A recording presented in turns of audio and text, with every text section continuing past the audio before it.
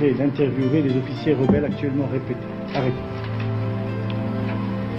Je dois vous répondre que, en principe, ces officiers auraient dû être passés immédiatement par les armes. Et je crains que vous n'ayez pas le temps de le faire, car je crains que demain soir à cette heure-ci, ils nous soient exécutés après qu'ils nous aient donné les renseignements nécessaires. On a parlé de complot libyen. Interrogé à ce sujet hier soir sur notre antenne, vous avez à chaud répondu « La Libye, je m'en fous royalement ». Maintenez-vous maintenant que tout est fini, cette appréciation, et pourquoi? Et je la maintiens encore plus royalement du fait que je suis encore plus roi aujourd'hui qu'hier.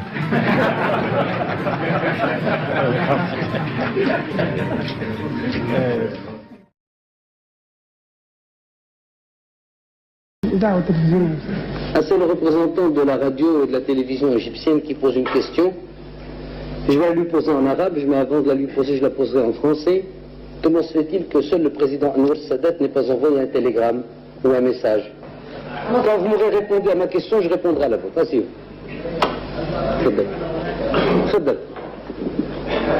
Pensez-vous que le général Oufkir... Vous régnez depuis 32 ans avec des tourmentes, des difficultés. On a parlé aujourd'hui de votre volonté d'édifier un État de droit aujourd'hui au Maroc. Vous croyez que ce sera plus facile pour votre fils, le prince héritier, Sidi Mohamed?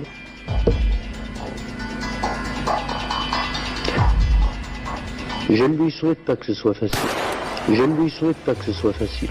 Je ne lui souhaite pas que ce soit facile. Parce que si c'est facile, c'est qu'on n'a pas besoin de lui. Je souhaite que ce soit difficile. Je souhaite que ce soit difficile. Je souhaite que ce soit difficile. Car ça prouvera qu'on aura toujours besoin de cette monarchie pour être le premier ouvrier du royaume.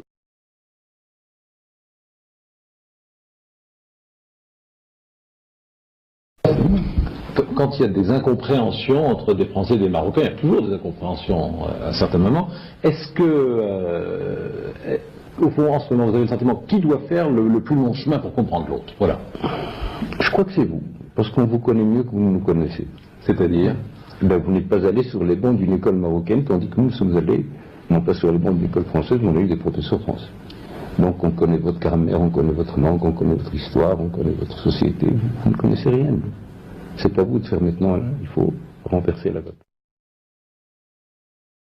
Vous vous inquiétez ou vous interrogez sur la voie que suivra le prince héritier. Vous savez, il y a plusieurs écoles dans ce domaine, mais lorsqu'il s'agit d'un père, il n'y a qu'une seule école. On est toujours là, attentif, en disant je souhaite qu'il fasse un bon parcours. Je passe mon temps à lui dire une chose, parce qu'il n'est pas facile de succéder à Mohamed V. Je passe mon temps à lui ressasser cette phrase de Pascal, le style, c'est l'homme. Je dis, je n'aurais pas dévié de ce qu'aurait fait mon père, que Dieu ait son âme, mais je l'aurais fait à ma façon. En essayant de singer mon père, parce que je l'aurais singé, je ne l'aurais pas imité. Il avait son style à lui. J'aurais certainement tout raté, je m'excuse du terme. Ce qui est important, c'est le but, la façon éducative et vertueuse. Mais le style, c'est l'homme.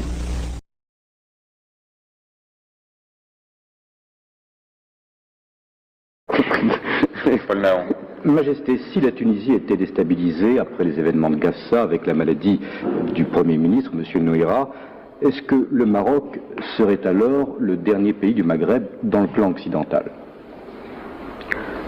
D'abord, je puis vous dire que la Tunisie ne sera jamais déstabilisée. Pour quelle raison? Parce que la Tunisie est un peuple. Et on ne déstabilise pas un peuple. On peut déstabiliser un régime. On peut faire que ce pays marche claudiquant ou en peinant pendant des années. Mais de là à effacer le subconscient et le conscient tunisien, non, il faudrait une bombe atomique ou plusieurs bombes atomiques pour l'effacer de la carte complètement. Deuxièmement, la Tunisie a des amis qui, bien qu'étant loin, ne se contenterait pas de la défendre par la presse ou par la radio. Militairement? Militairement, le Maroc, au cas où la Tunisie était attaquée, est prêt, a déjà pris ses dispositions pour être aux côtés du peuple tunisien. Mais quant à penser qu'on peut déstabiliser la Tunisie, tant qu'il y aura un Tunisien, le peuple tunisien restera. كالزيارات التي قام بها علماء الغرب دائما إلى ناحية الشرق وبالأخص في مواعيد الحج، فكان دائما مدا وجزرا، كل هذا يستفيد من ذاك وهذا يتصل بذاك، فليس في الإمكان أن نعبر عن تأثيرنا وعميق تأثيرنا لما سمعناه. وقد يتساءل الناس لماذا نحيي هذه الدروس؟ أولا لأنه هذا تقليد سرنا عليه منذ قرون.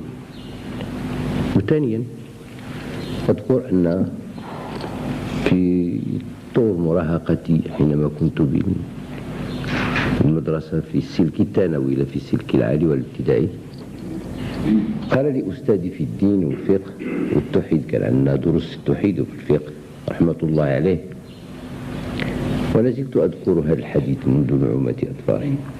قال لي يقول النبي صلى الله عليه وسلم أفضلكم الذين إذا رؤوا ذكر الله. فمنذ ذلك اليوم كأن جاذبية تقوى على جاذبيات أخرى، لا الشغل ولا الشباب ولا المسؤولية ولا حتى الراحة التي هي من الواجبات علينا، إن نمسك عليك حقا. كل هذا لا يسمع لا كلامه ولا رغبته ولا هاجسه لما في مجلسنا هذا أمام العلماء وأمام أهل الدين ما يفتح الفكر وينور الذاكرة ويزيد الإنسان علما على علم، علما منا أن العلم لا ساحل له، وأن الله سبحانه وتعالى هو الخبير العليم.